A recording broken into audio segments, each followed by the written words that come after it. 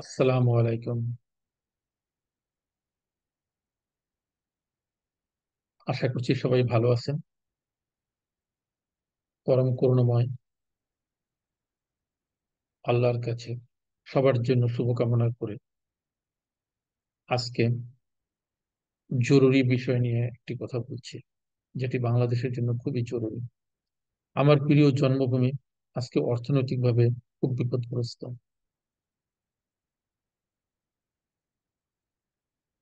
আমার জন্মভূমি মূল চালিকা শক্তি হচ্ছে জনবল।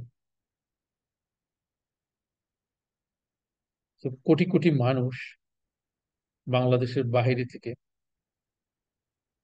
বিভিন্নভাবে শ্রম করে টাকা পাঠাচ্ছেন, যাকে আমরা বলে থাকি রেমিটেন্স। আর সেটি মূলত বাংলাদেশ চলার একটি মেজর ফোর্স। এছাড়া আরো রপ্তানিমুখী শিল্প, যেগুলো বলে গার্মেন্টস, এবং আরো এক্সপোর্ট ওরিয়েন্টেড শিল্প আছে, যেগুলোতেও আমরা অনেক রেমিটেন্স উপার্জন করি। তো আমি আজকে একটি ওভারভিউতে যাব, যেটি খুবই high level, very deep analysis আসলে এখান থেকে করা সম্ভব না। তো মূল উদ্দেশ্যটি হচ্ছে আমাদের দেশের বর্তমান সিনারিওটা বোঝার জন্য, যে ইকোনমিক্যালি আমরা আসলে কোথায় আছি। এরপরে ন্যাচারাল হ্যাজার্ড তো আমাদের লেগেই আছে। জিওলজিক্যালি আমরা এমন একটা জায়গায়, যে যেখান থেকে ন্যাচারাল হ্যাজার্ড অ্যাভয়েড করার কোনো উপায় তো নেই, বরং ক্লাইমেট চেঞ্জের কারণে এটা সামনে আরো অনেক বাড়বে বলেই প্রেডিক্ট করা হচ্ছে। তো প্রথমে আসি আজকের মূল বিষয়, যে বাংলাদেশে কি পরিমাণ রেমিটেন্স ইনফ্লো হচ্ছে। রেমিটেন্স যোদ্ধা কারা? মানি লন্ডারিং কালপ্রিটস কারা? এবং আমরা কারা, বা আমরা কোথায় আছি?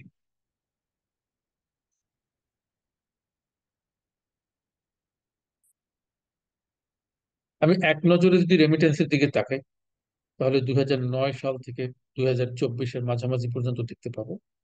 এবং এখানে রেমিটেন্সের একটি রাফ এস্টিমেট দেখা যাচ্ছে, যেটি আসলে উইকিপিডিয়া থেকে কালেক্ট করা।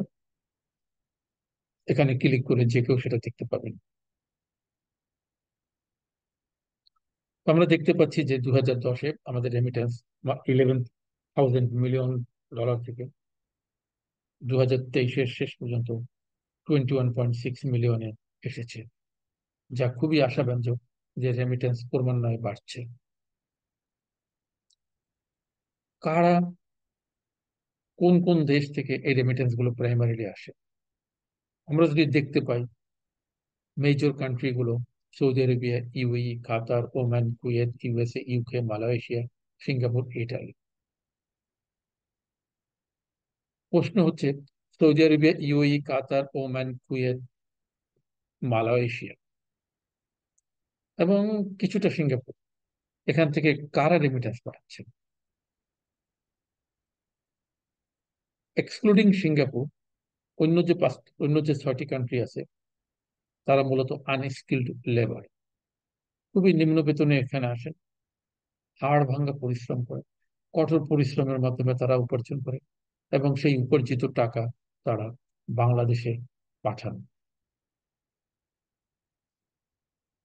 আর যে টাকাটা আমরা দেখি ইউএস, ইউকে এবং অন্যান্য ডেভেলপ কান্ট্রি থেকে, যে লাইক অস্ট্রেলিয়া, কানাডা, এসব জায়গা থেকে আসে, সেখানে অনেক ব্যাপার আছে। সেখানে সে ব্যাপারগুলো নিয়ে শেষের দিকে একটু হাইলাইট করতে চাচ্ছি। ছবিটা দেখে নিন একবার, একবার একটু ভালোভাবে দেখে নিন। ওনারাই আমাদের রেমিটেন্স যোদ্ধা। বাংলাদেশি কয়েকজন শ্রমিকের বাসায় যাওয়ার সৌভাগ্য আমার হয়েছিল। আমি তাদের শোয়ার ঘর, বেসিক্যালি একটাই ঘর, এখানেই তারা থেকে থাকেন। এরই পাশে, একটু পাশে ছোট কিচেন আছে এবং একটু বাথরুম আছে যেখানে তারা ব্যবহার করেন, এভাবেই ঘুমান এবং এটাই তাদের দৈনন্দিন জীবন। এবং আরো অনেকে তো এই বিছানাটুকুও পাবে না, পায় না। তো এতটা কষ্ট করে টাকাটা উপার্জন করেন তারা। আমি, আপনি গ্লাসের ভিতর, প্রথম ছবি গ্লাসের ভিতর দিয়ে দেখলে দেখতে পাবেন যে আমার শ্রমিক ভাইটিকে আমি ইচ্ছা করে হিডেন লিখেছি, কারণ তার ছবিটা দেখানো সমীচীন হবে না।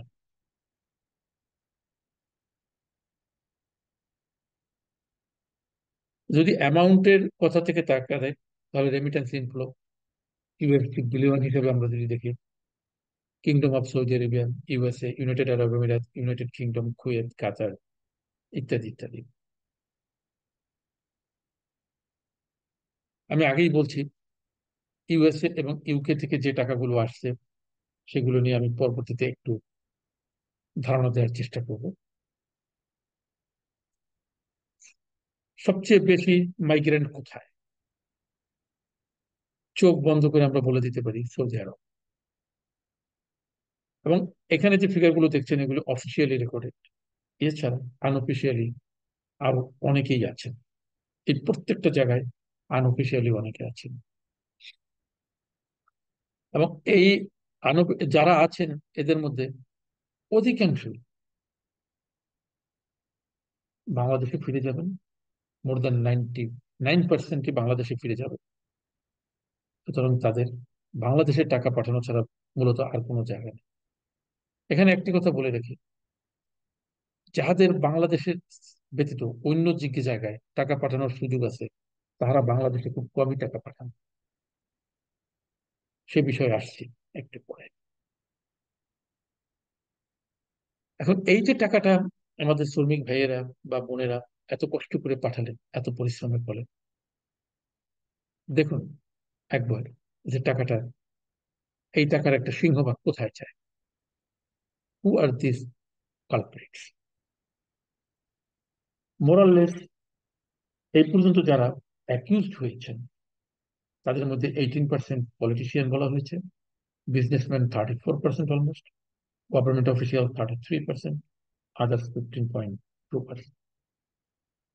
তো এগুলো হলো অ্যাকিউজড কেস গুলোর মধ্যে।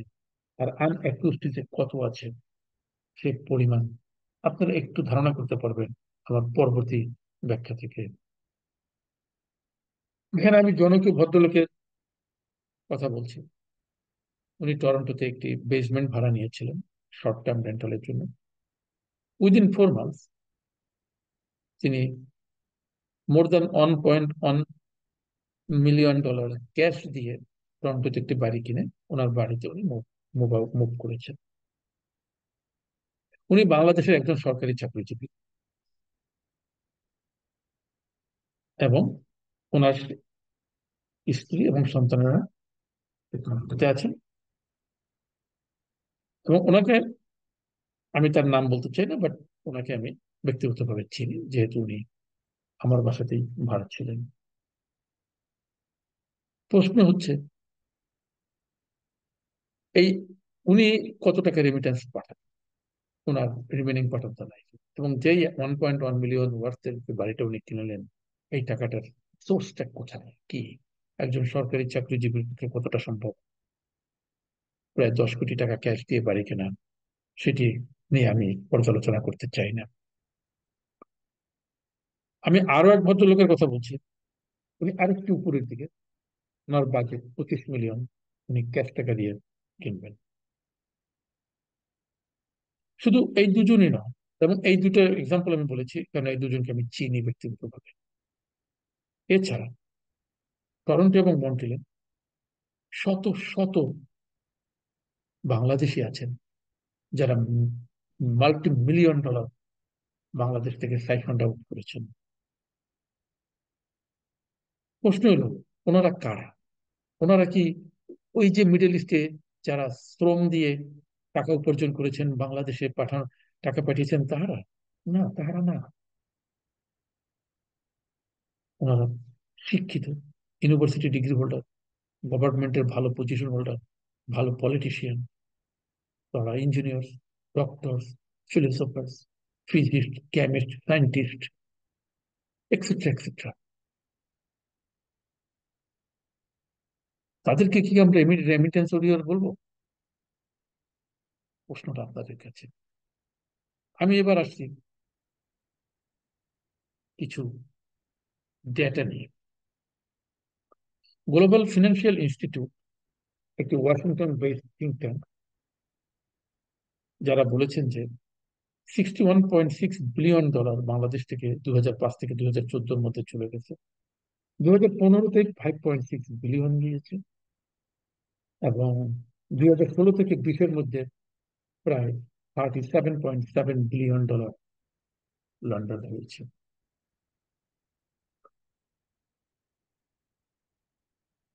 তো শুধুমাত্র মিস ইনভয়েসিং এর মাধ্যমে প্রতি বছর প্রায় $1.3 বিলিয়ন যাচ্ছে বাংলাদেশ থেকে, যেটাকে ধারণা করা হচ্ছিল আম, যে 2030 সালের মধ্যে এটা 14 বিলিয়ন ছাড়িয়ে যাবে।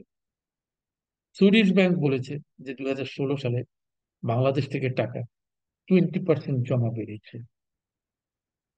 মালয়েশিয়াতে সেকেন্ড হোম হিসাবে বাংলাদেশ তৃতীয় অবস্থানে আছে। এবং কানাডাতে যদি দেখেন যে মানি লন্ডারিং এর নিউ হাইটে চলে গেছে, সেখানে বেগম পাড়াটা ফুলে ফেপে বিশাল হচ্ছে।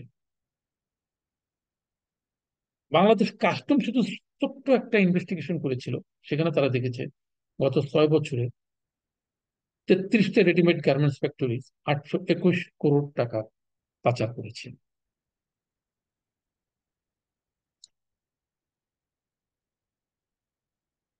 জিএফআই র্যাঙ্কিং অনুযায়ী বাংলাদেশ টপ 30 কান্ট্রির মধ্যে আছে,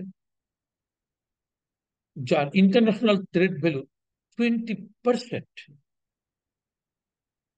সাইফন্ড আউট হয়ে যাচ্ছে। আর এগুলি কোথায়?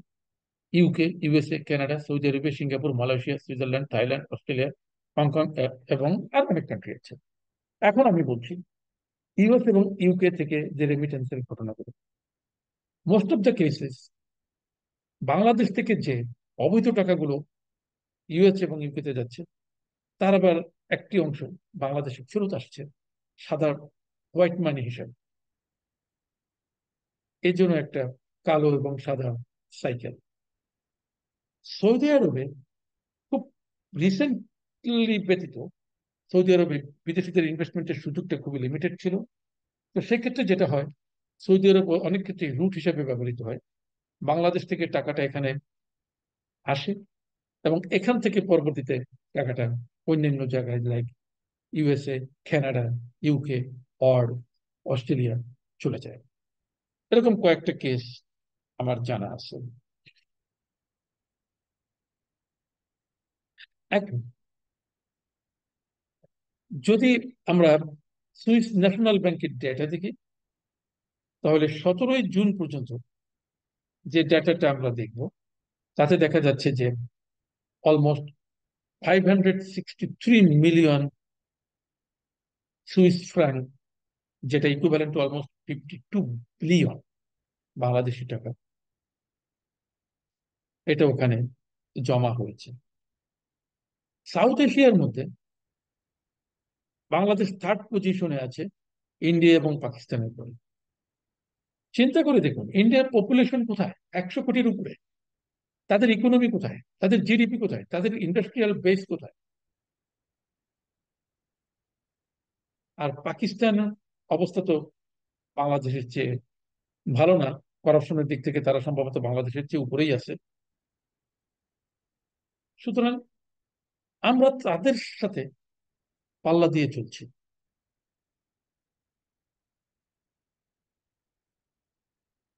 এখন প্রশ্ন দাঁড়াচ্ছে, আমরা যারা দেশ মাটি নিয়ে গলা ফাটিয়ে ফেলছি,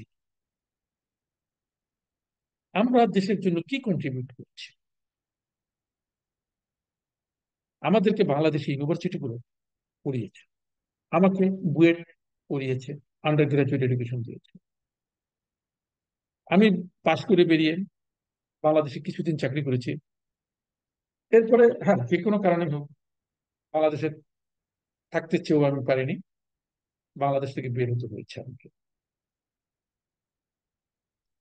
তো অধিকাংশ ক্ষেত্রেই হয় আমাদেরকে বের হতে হয়েছে, অথবা আমরা নিজেদের ইচ্ছে বের হচ্ছি ভালো ভবিষ্যতের জন্য, অথবা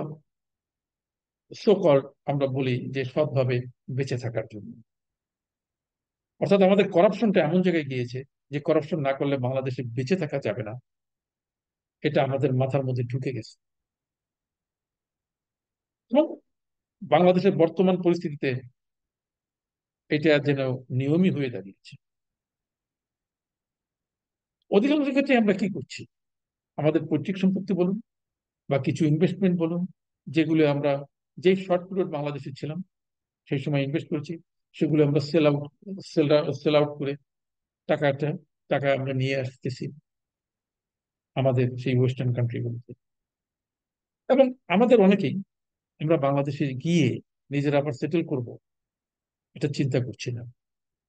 শুধু তাই না, আমাদের সন্তানেরা অনেকেই বাংলা বুঝেন না। অনেকে বাংলা বুঝলেও বলতে কমফোর্ট ফিল করেন না, অনেকে বাংলা লিখতেও পারেন না। তো আমরা আজকে নিজেদেরকে এমন একটা জায়গায় দাঁড়া করিয়েছি। এখন প্রশ্ন দাঁড়াচ্ছে যে আমরা কি এতে কারা, রেমিটেন্স ওরিয়র্স কারা এবং কালপ্রিটস কারা? আমরা যেই শিক্ষিত সমাজ যাদেরকে বলেছি, এদেরই একটা অংশ। হ্যাঁ, এখানে একটি প্রশ্ন, একটি কথা না বললেই না, যে যারা বিদেশে আছে তাদের সবাই টাকা পাচার করেন না, তারা সবাই মানি লন্ডার করেন। অনেকেই আছে যারা কঠোর পরিশ্রমের মাধ্যমে জিরো থেকে হিরো হয়েছে, যারা মিলিয়ন বিলিয়ন ডলারের প্রপার্টি হোল্ড করছেন। তারা, তাদের অনেক কর্পোরেশন আছে, কোম্পানি আছে, এবং তারা বিভিন্ন জায়গা ভাবে বাংলাদেশিদেরকে সেখানে চাকরি দিচ্ছেন এবং তারা কন্ট্রিবিউট করছেন। আমি তাদেরকে স্যালুট জানাই। তাদের সংখ্যা একদম কম না, এবং তারা বিভিন্ন ভাবে বাংলাদেশের সাথে কাজকর্মের সাথে জড়িত আছে। বিভিন্ন প্রকার কনসাল্টিং ফার্ম করছেন এবং বিভিন্নভাবে বাংলাদেশিদেরকে বাংলাদেশে অথবা বিদেশে চাকরির ব্যবস্থা করে দিচ্ছেন। আবার অনেকে আছেন যারা হায়ার এডুকেশন নিয়েছেন, বিদেশের বহু ইউনিভার্সিটিতে যারা চাকরিতে আছেন, প্রফেসর হিসেবে আছেন বা রিসার্চার হিসেবে আছেন, তারা তাদের ক্যাপাসিটি অনুযায়ী বাংলাদেশ থেকে হাইয়ার এডুকেশন ইন্টারেস্টেড স্টুডেন্টকে নিয়ে যাচ্ছেন, সেখানে স্কলারশিপ দিচ্ছেন এবং সেভাবেও তারা হেল্প করছেন। আমি তাদেরকেও স্যালুট জানাই। আমি স্যালুট জানাই প্রত্যেককে যারা অর্থনৈতিকভাবে অথবা অন্যান্য বিভিন্ন উপায়ে বাংলাদেশকে কন্ট্রিবিউট করছেন। কিন্তু যেই লোকগুলো সরাসরি বাংলাদেশে অবৈধভাবে পয়সা উপার্জন করছেন এবং সেই অবৈধ উপার্জনটাকে বিদেশে পাচার করে দিচ্ছেন এবং সেখানে গিয়ে নিজেদের সন্তানদেরকে ক্যাশ টাকায় পড়াশোনা করাচ্ছেন, নিজেদের সন্তান এবং স্ত্রীদের নামে একাধিক বাড়ি কিনেছেন, বিভিন্ন প্রকার ব্যবসা প্রতিষ্ঠান কিনেছেন, আমি তাদেরকে ধিক্কার জানাই। তো যদিও দুঃখজনক হলে সত্য, এদের সংখ্যাই অনেক বেশি। ইন পার্টিকুলার আমরা যদি আমেরিকা এবং কানাডাকে চিন্তা করি, অস্ট্রেলিয়া তো অবশ্য কম না, নিউজিল্যান্ডেও অনেকে আছেন। এছাড়া আরো অনেক কান্ট্রি যেমন মালয়েশিয়া, আজকাল ইউএই তে, এবং একটা বিশাল গ্রুপ ইদানিং টার্কিতেও সিটিজেনশিপ নিচ্ছেন। প্রশ্ন হচ্ছে প্রত্যেকের আমাদের নিজেদের কাছে যে আমরা আসলে আমি কি কন্ট্রিবিউট করেছি। আমি কি দেশের জন্য অ্যাসেট না লায়াবিলিটি? আমি যদি দেশের জন্য অ্যাসেট হতে না পারি, তাহলে তো আমি যেই ওয়ার্ডটা ব্যবহার করি নিজেকে দেশপ্রেমিক হিসাবে, সেটি মুনাফিকি ছাড়া আর কিছু না। আপনারা জানবেন হয়তো বা, মুনাফিক ইসলামের দৃষ্টিতে সবচেয়ে খারাপ একটি শব্দ। সুতরাং আমাদের চিন্তা করার সময় এসেছে, আমি আমার দেশের জন্য কি করেছি, আমি কি করছি, এবং আমার কতটুকু যোগ্যতা আছে আমার দেশ নিয়ে ভাবা, যদি আমি দেশের জন্য কিছু না করে থাকি। কারণ আমি নিজেই তো আমার দেশকে অবজ্ঞা করে দেশ থেকে চলে যাচ্ছি, দেশের কোনো কিছু করছি না। হ্যাঁ, এখানে আবার অনেকে আছেন দেশ ছাড়তে বাধ্য হয়েছে বিভিন্ন কারণে। তারা হয়তো সৎ জীবন চেয়েছে, অনেকে সৎভাবে বাঁচতে চেয়েছেন। আমার ব্যক্তিগতভাবে আমি বলছি, আমি সৎভাবে বাঁচতে চেয়েছিলাম, বাংলাদেশে বসে সেটা আমার কাছে অসম্ভব মনে হয়। তাই অলমোস্ট ম্যাচুর, হাইলি ম্যাচুর এই যে এসে আমাকে হাইয়ার এডুকেশন নিয়ে 10 ইয়ার্স এর মতো স্ট্রাগল করে আমাকে আবার রিসেট করতে হয়েছে নিজের লাইফকে। এরকম অনেকেই আছেন, তাদের প্রতি আমার কোনো দুঃখ নেই, এবং আমি তো অবশ্যই তাদেরকে স্যালুট জানাই। তো আজকে এখানেই আমি বিদায় নিচ্ছি, রব্বুল আলমিনের কাছে দোয়া চেয়ে, যাতে সবাইকে আল্লাহ ভালো রাখেন এবং সবার প্রতি রহমত নাজিল করেন। আল্লাহ হাফেজ।